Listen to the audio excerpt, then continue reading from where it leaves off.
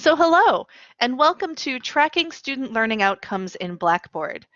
We're going to talk today about a lot of the different features and tools that are embedded directly in Blackboard. So we have access to all of them all of the time in all of our courses. And we'll talk about how those can be used to further your assessment efforts of student learning and of your overall program outcomes. My name is Stephanie Richter. I'm the Assistant Director of the Faculty Development and Instructional Design Center at Northern Illinois University, and I'm really excited to join today to be able to present this to you. At this point, I've spent the better part of a year and a half now, I think, going around to several different units and groups on campus in order to showcase and highlight some of these features.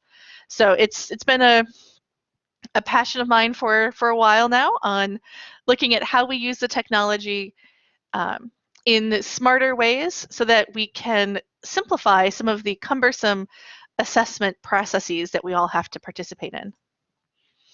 So today I'm going to give a little bit of an overview on what program assessment looks like in Blackboard and how it can be achieved, and then specifically looking at the alignments tool in Blackboard and how you would use that tool in order to align your assessments and collect data from there. So first off, let's talk about course alignment. So in a good solid course design, your course would start with clear learning objectives here as the foundation of your course. Those learning objectives would describe what students will be able to do, what skills they would have, or what knowledge they would have when they complete the course.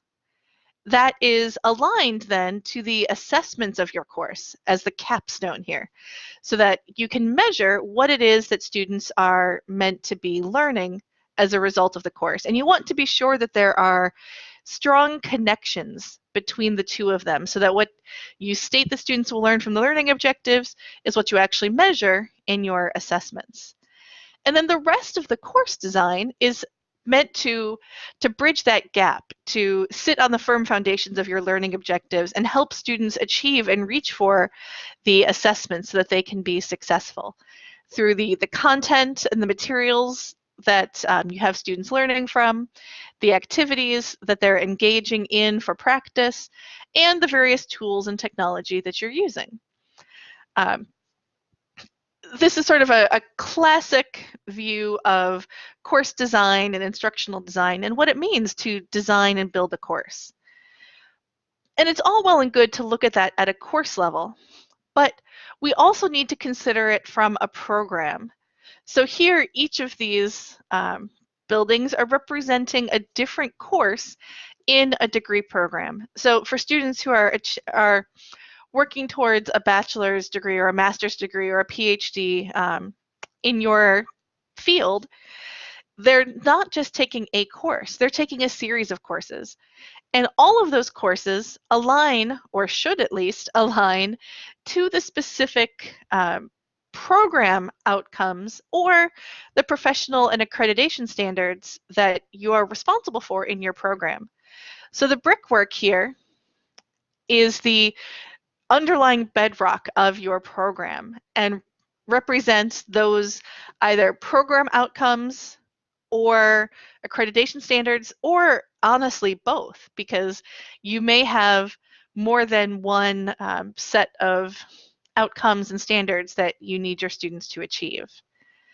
The arrows then are the alignments that represents and demonstrates how each course, which of these outcomes that course is addressing. So I want you to take a moment in the text chat and share any specific student learning outcomes, program outcomes, professional standards, or accreditation standards that apply to your courses or your programs for that matter. And while you're doing that, Paul, you asked if this presentation will be available afterwards. Yes, there will be a recording of the presentation, and then I'm also happy to send out the slides to everyone who attended today.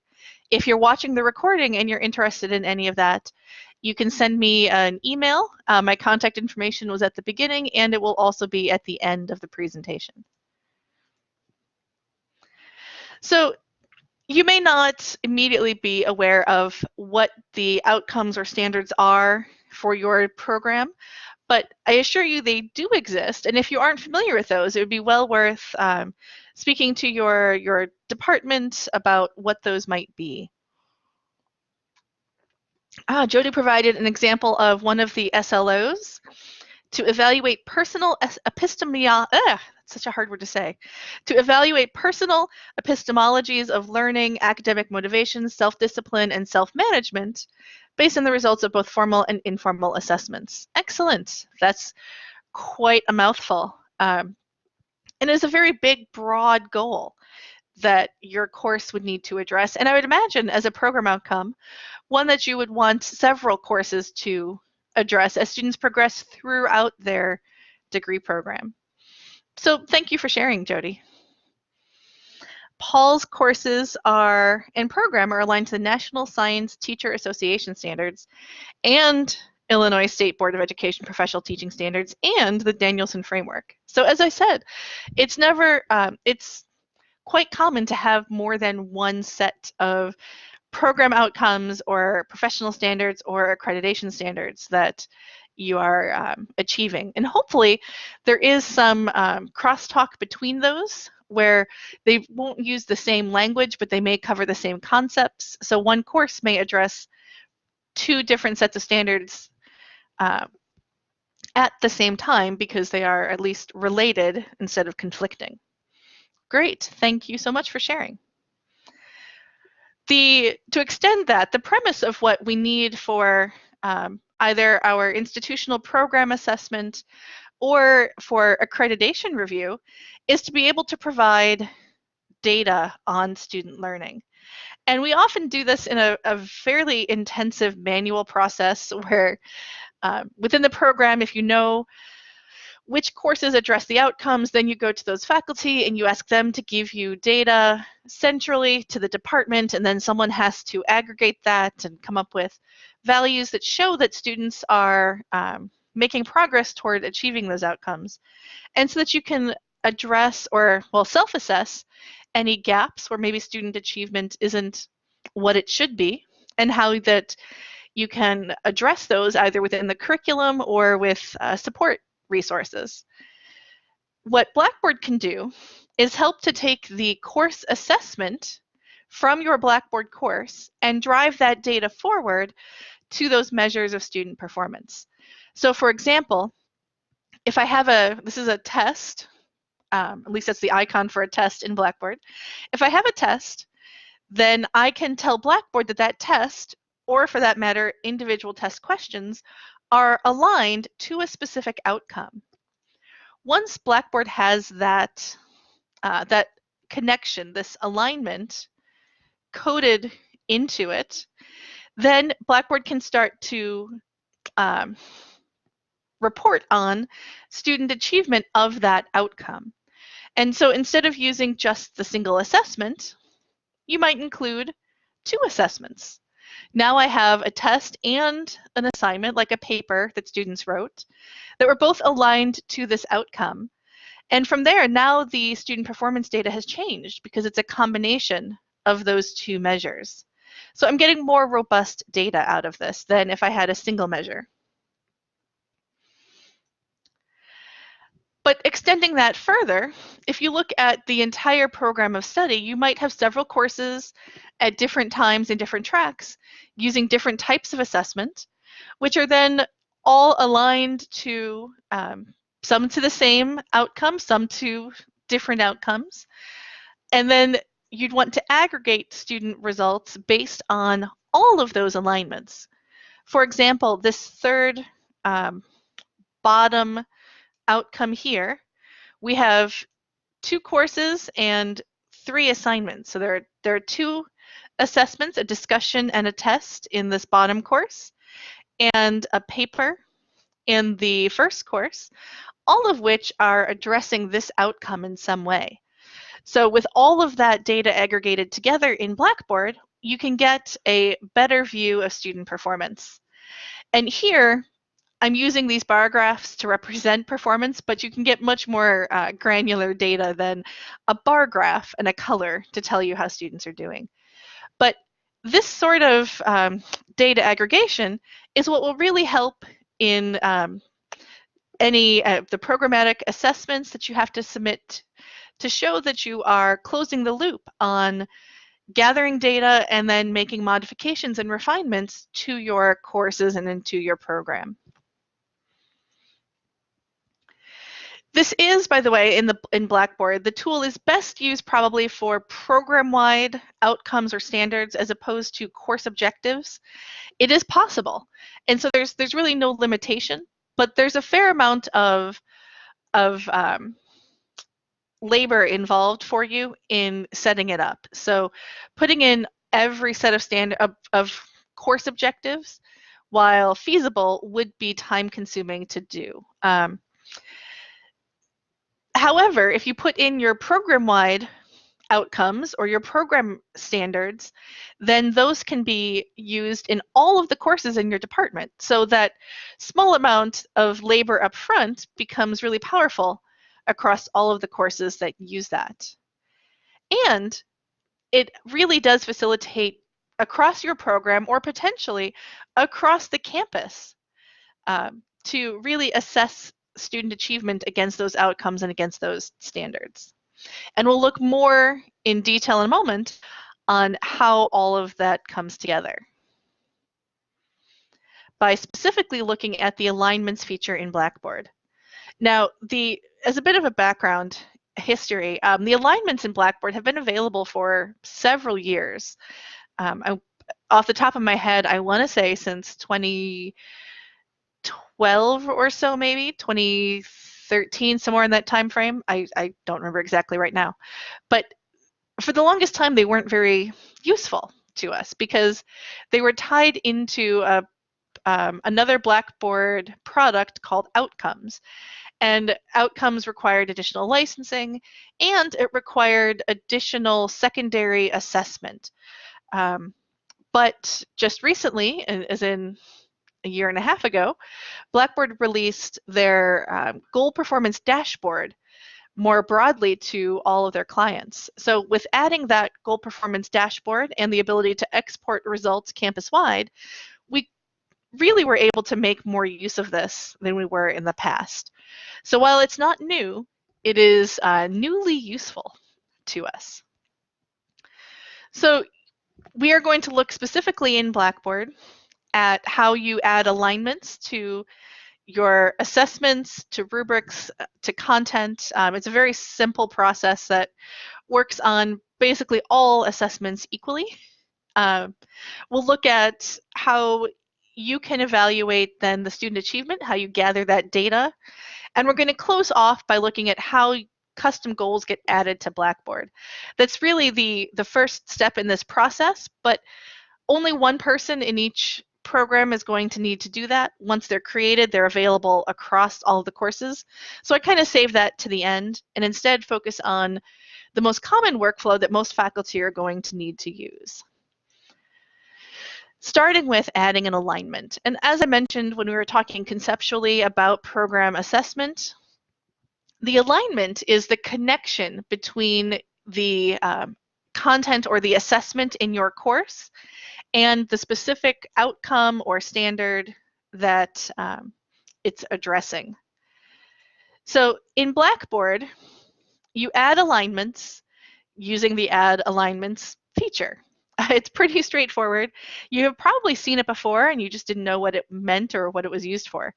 So anywhere in Blackboard that you have this drop-down arrow on a type of assessment or a piece of content, then you can add alignments to that object. So here I've clicked the drop-down arrow on this journal. So this is in this graded journal.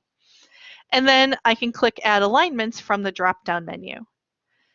When you're adding alignments then, you'll pop up a separate window which allows you to find and select the goals that you want to address.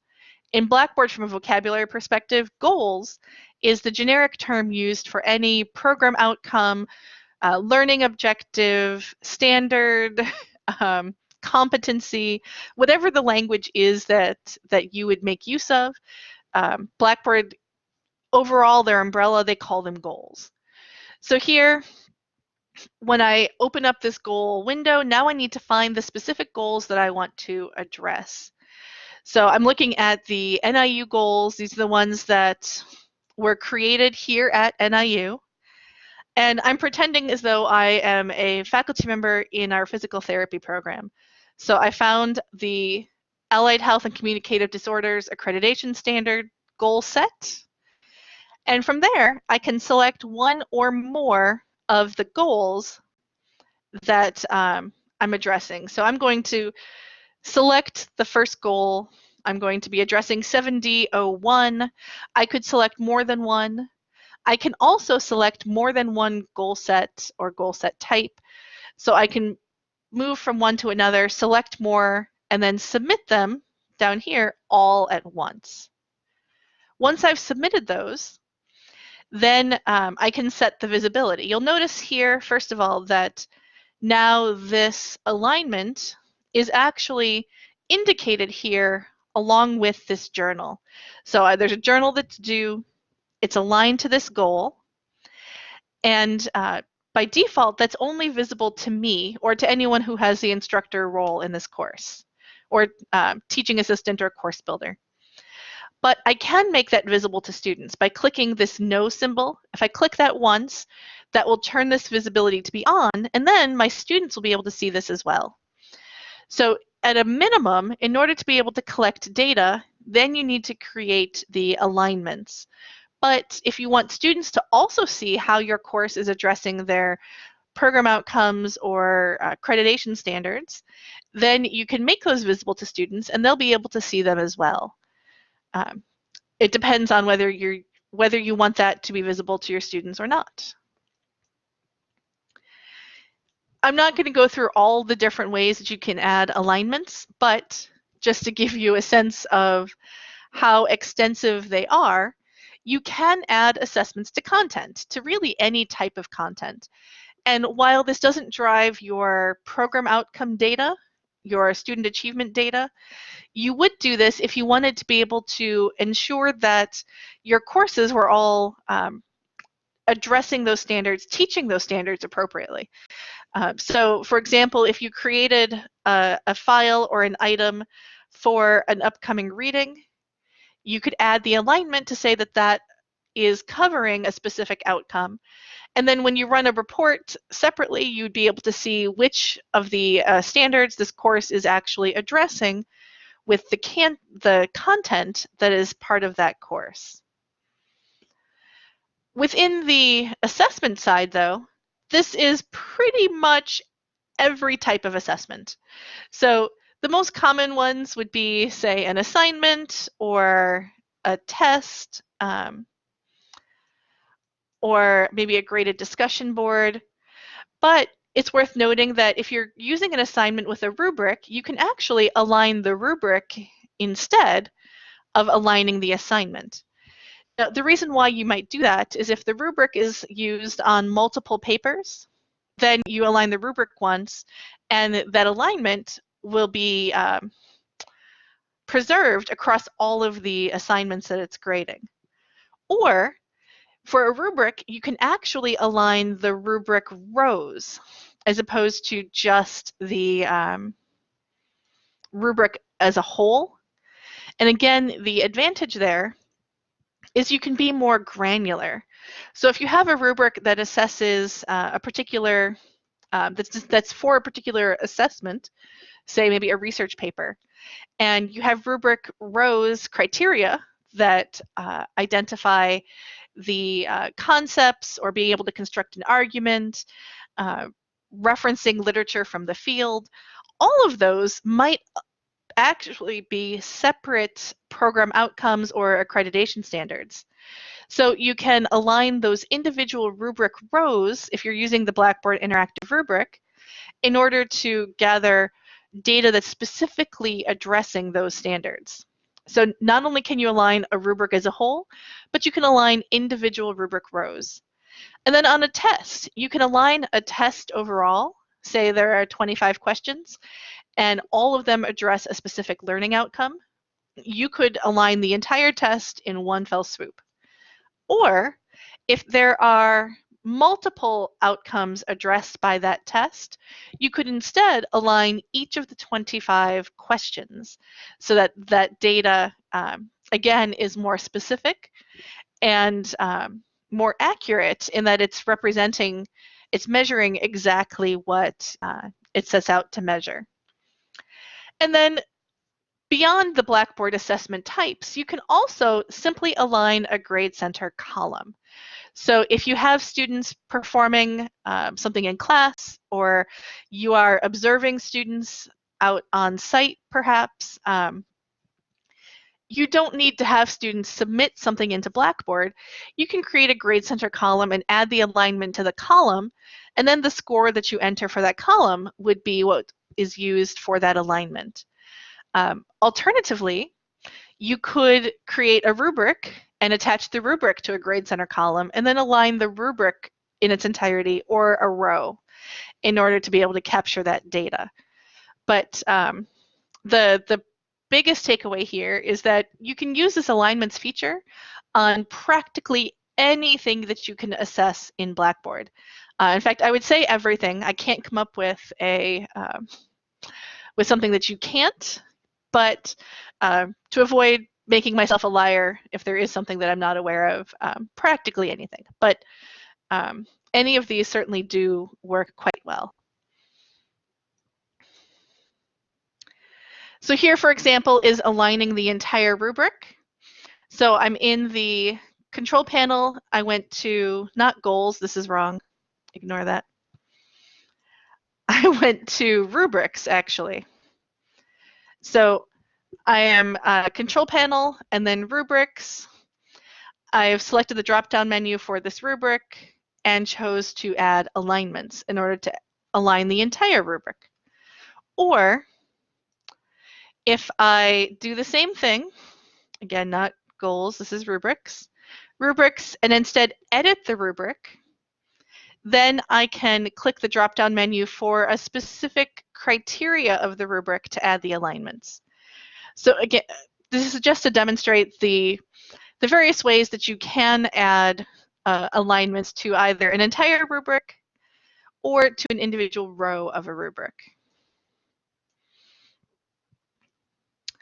One other point that's worth making about alignments is if you create them in your course this semester, and then you copy your course for next semester so that you can teach the same course again, you have the option to copy the alignments as well. The content alignments is what the course copy procedure actually calls it, but you can copy those alignments over, and then you don't have to recreate them every semester. It's still worth verifying them, which is why you might run there's a course coverage report that will show you how those standards are aligned in your course, just to make sure that everything has come over correctly. But you don't have to create the alignments every semester. Create them once and then copy them over. The other feature that I like about the goals and alignments is you can add alignments to past courses, and that data will then flow forward. So you can only do that if the assessment already existed, but you could go into the past grade center column or into the assignment or into the rubric and add the alignments there and still get the data even though the assessment is already complete.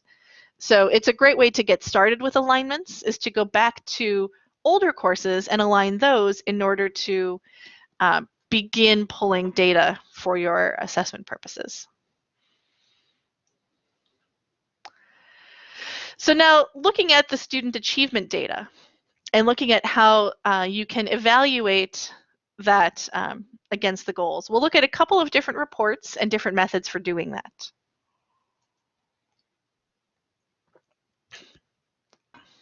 Let me first, Pam has a question here.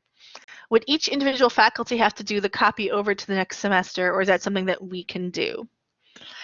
So whoever's teaching the course, the way that course requests go in Blackboard, So if I'm teaching a course and I have requested it, then I would do the copy from my old course to my new course.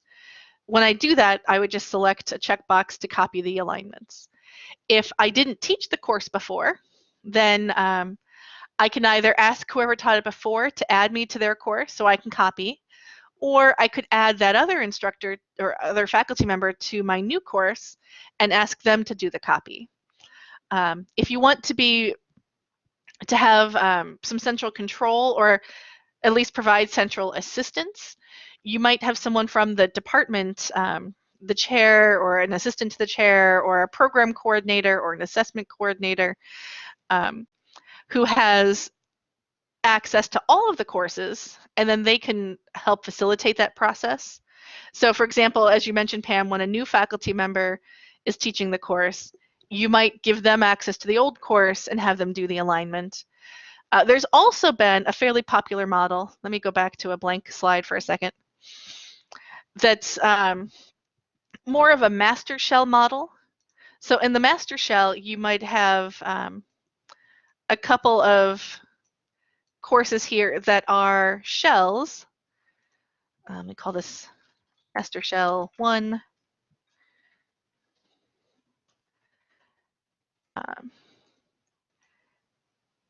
And then that would get copied into the course each semester. So this would be fall 17 and spring 17.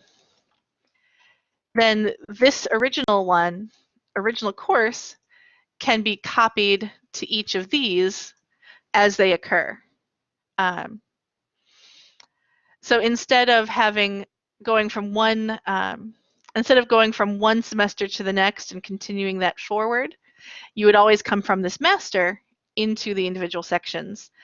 And the advantage of this is that master shell doesn't need to be the complete course, but it might be the specific departmental requirements for that course. If there are certain signature assessments that are always used in that course, those might go into the master shell.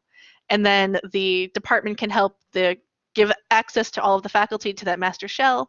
They can copy that into their own courses when they need to in order to be able to use the assignment or the test or the project that was defined in that master shell. There are a couple of different models, as I said. Both work fine, whether you're doing this like leapfrog one semester to the next or master shell into each course.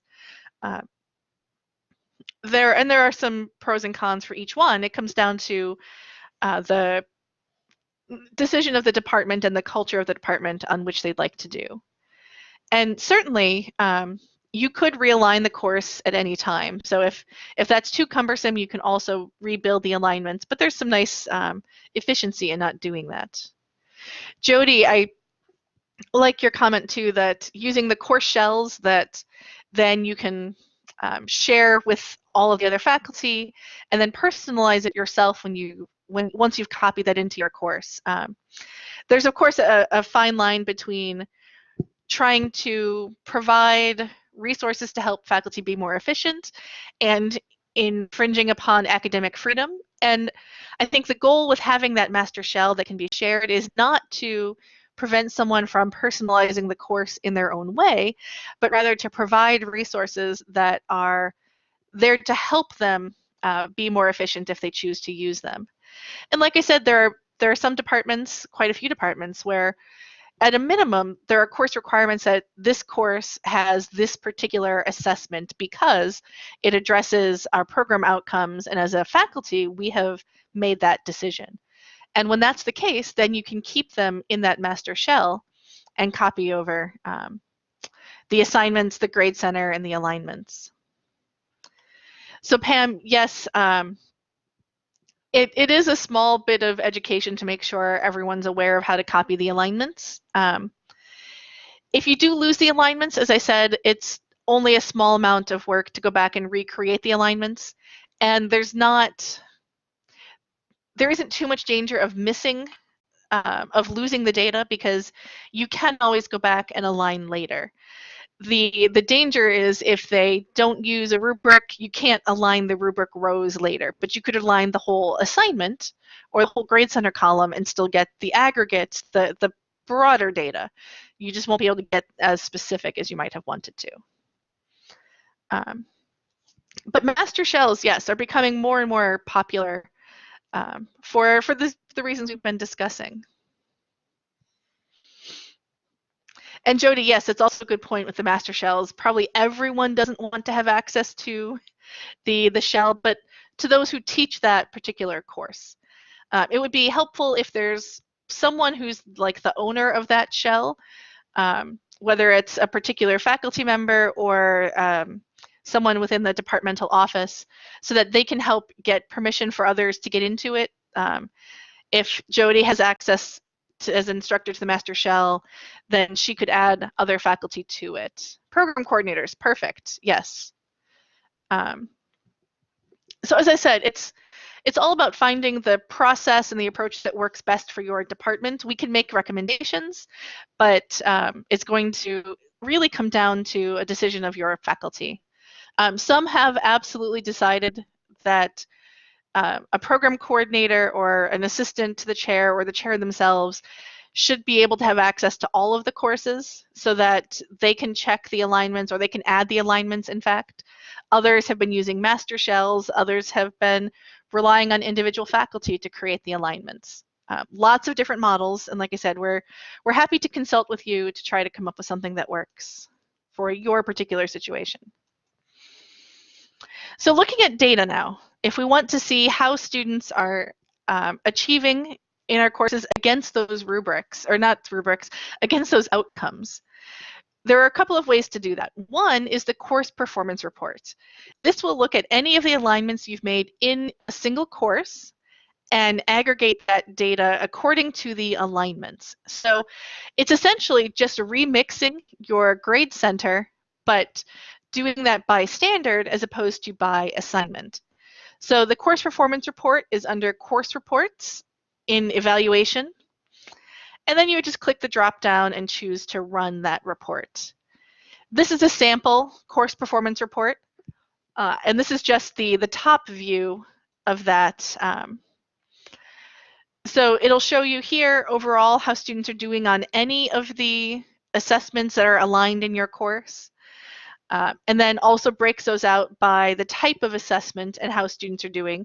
So you can see, for example, in this course that students are performing better on the assignments than they are on the tests. And I've set an 85% performance target here so that I can see none of these assessments are meeting my 85% target. But then I can also look per student in order to see how the student is doing or students are doing overall on the alignment. So this is looking at all of the standards aggregated together. And then more specifically, I can also dig into each of the outcomes. So looking at these particular goals here, standard 1, I have an overall average of 85%, so students seem to be doing pretty well. And those are on individual test questions. Whereas standard 4, they're doing quite poorly. So there needs to be some sort of remediation or more content, something to try to help students address that standard better. And then you can see that I have 2 down here that are assessed by assignments, and this last one is also assessed by other, which is sort of an aggregate for discussions and blogs and journals and things like that. If this report is interactive, so if I clicked on any one of these specific goals, then I'd be able to see the student performance on that goal alone. So I would get the list of students and how the students are all doing on this specific goal. But this gives me the aggregate for the whole course, which then, like I said, I can use to click the link and see more detail where I can see how each student is doing on that standard individually. But the course performance report is somewhat flexible because it's interactive, so you can see all of the goals by assessment type, or all of the goals aggregated by student. And then I can see each goal as well for all students and for specific students. The downside to this is it's a HTML or PDF report. It's not a spreadsheet. You can't do further analysis with it really. And because it was developed prior to Rubrics being available in Blackboard, it doesn't actually include rubric data, which is a big flaw as far as I'm concerned. But if you aren't using rubrics with alignments, then you have a little more flexibility, and this report could be really useful for you. Another really fascinating tool is the Goal Performance Dashboard. This was Blackboard's first attempt to support competency-based courses. So under Control Panel, Course Tools, and then Goal Performance, you can view each individual student's performance against all of the goals that are aligned in your course. So for example, if I go look at Louisa Alcott's performance, here's her goal performance dashboard. I can see that she's doing really well on Standard 1, not as well on Standard 2, and really needs some work on 3 and 4. But she hasn't submitted anything yet that would address Standard 5. These cutoffs, distinguished, foundational, needs improvement, etc., are kind of arbitrary, set at the system level. But if you mouse over one of them, if you would hover over it, you'd get a tooltip that had the specific score that that student had achieved by percentage. So you could see what the percentage was that they had done on this review quiz that had 3 questions that addressed Standard 1, for example. As I said, this is meant to track individual student achievement of the goals within your single course. Because it's really meant to address competency-based instruction. But it is also visible to students. So this view can be made available to a student. It's kind of like the goal version of My Grades. Instead of seeing my grade on each of the assessments, I can see my achievement on the overall outcomes for this course. Again, I wish I had this view somehow for all of the students in a real, course-based dashboard. And I think that may come at some point. But in the meantime, it's a great way to check in on individual students to see how they're doing. This will aggregate from all of the assessment types and pulls in any of the alignments that you have made anywhere in your course. As I said too, students can view their own progress under Tools, Goal Performance. And then the third way that you can view student achievement is with the Goal Performance Export. This right now has to be run by a system administrator. So you can ask me and I can go run and get your data for you. And we're hoping that we can open this up in the future so that more people have access to the data from their courses or from their goal sets. But so what this does, if you'll notice, it's broken up by individual outcome. My drawing is a little crooked here. So I have Standard 1, 2, 3, and 4 coming across the rows. Let me see if I can sort of, no. Let's try this again with the line. Lines are better. So here's Standard 1, here's the block of Standard 2, and here's dividing 3 and 4. So now I can see each individual student. That's the user ID will give me the ZID for the student. These are training students, so none of this is real data. And then, so it'll give me the overall computed score. This would be the score that each student achieved, how many points they've earned across all of the courses where this standard is aligned. It will show me what the points possible were for that particular student.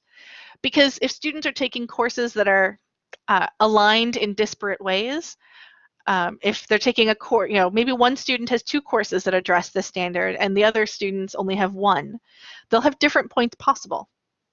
But then Blackboard will also calculate an overall percentage. So of the total points possible in the courses that student took that were aligned to this standard, what was that student's score on the assessments aligned to the standard? So this gives you the achievement data that you're really looking for, I think. We'll show you what each student has earned and gives you the data in a spreadsheet. So it is more, you can do further analysis to this, either by creating visualizations, make some charts, or actually using some deeper statistical analysis to look at the courses these students may have taken, or look at analysis of codependencies. Are students performing better on certain of the outcomes than others? You could also do an analysis to compare, say, program outcomes to professional standards if you had them both aligned in your courses.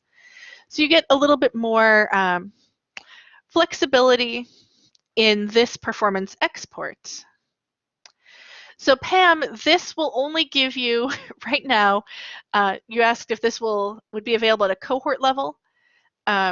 So this is a full aggregate report. When I run this report, I get all of the goals that are in the system and all of the students who have done any work that aligns to any goal in the system. And then I filter it to be able to give you just the goals that your program addresses.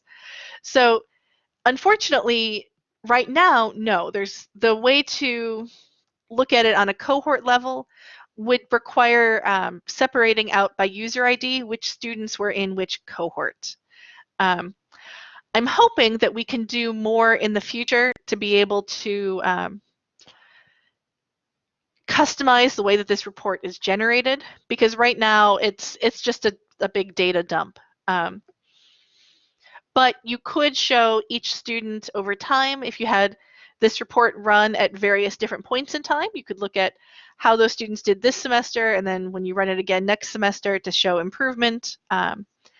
And as I said, with some manual manipulation, you could separate the achievement by cohort, by particular courses, by the level they are. Unfortunately, right now, though, this report doesn't do that for you. Good question, though.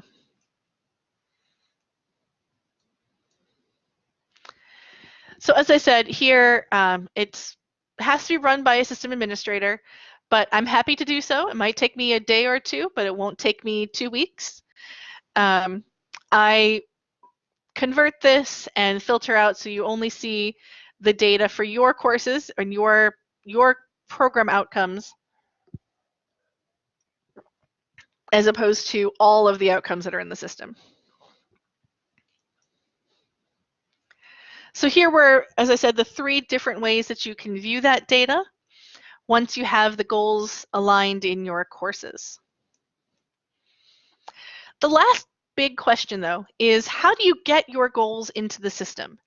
As I said, I saved this for last because it only needs to be done once. And once it's done for your program, then all of the courses in your program, or across the university that address those goals for that matter, can use those goals.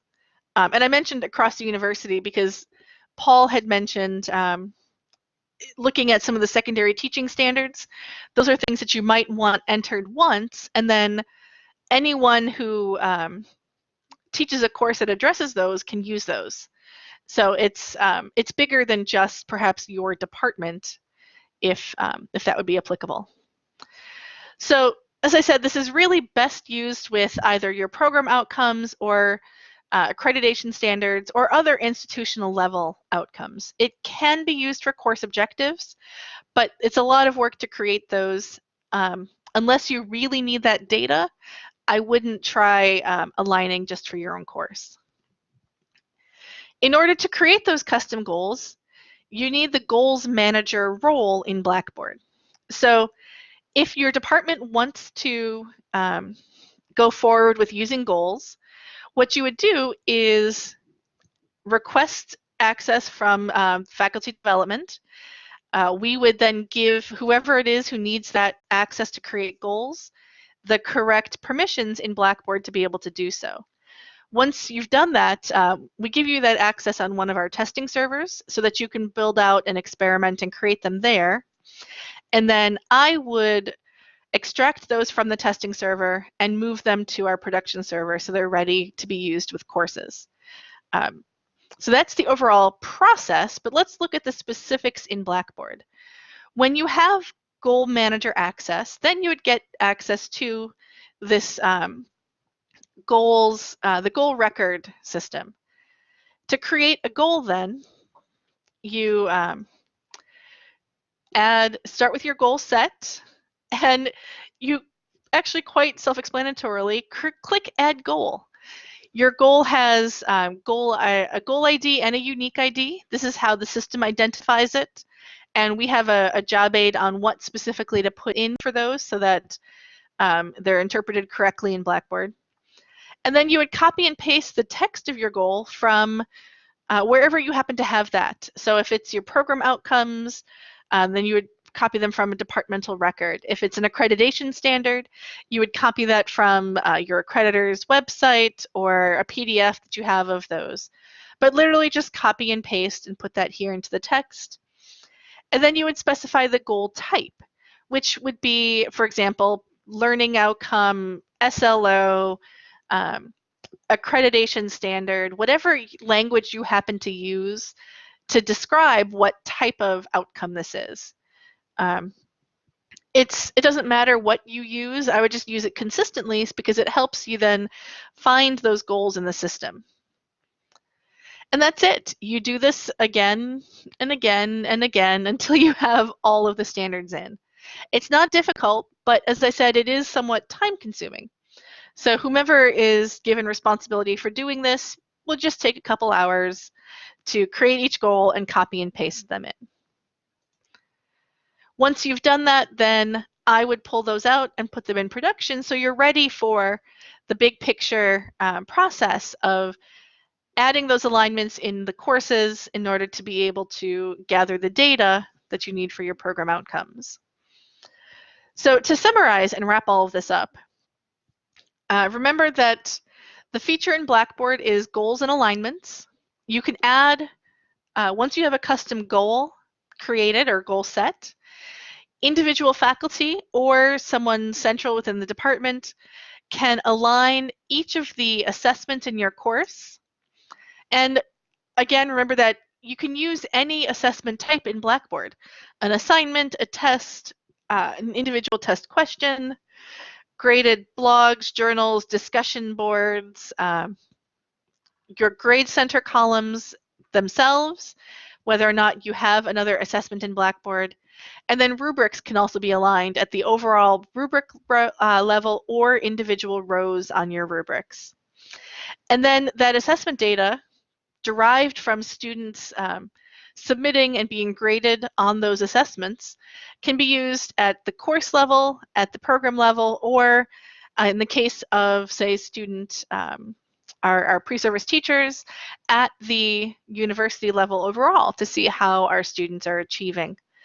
And then as a quick reminder on two of the other advantages, one is once you've aligned the course, as we discussed, the alignments can be copied from one semester to another or from a master shell to individual courses so that you don't have to recreate them every semester. And you can add data to past courses, add alignments to past courses in order to be able to include that data into your overall assessment. I'm sure you have questions now or in the future. If you do have those, please feel free to send those to me, and I'm happy to either answer those or start a follow-up conversation with you or with your department on how to proceed if you wanted to adopt this system for your own program assessment. My contact information is here, and you can always reach me by contacting faculty development, and one of us will be in touch to get you started. Thank you all so much for joining me today. If you have more questions, I'm happy to stick around. Thanks.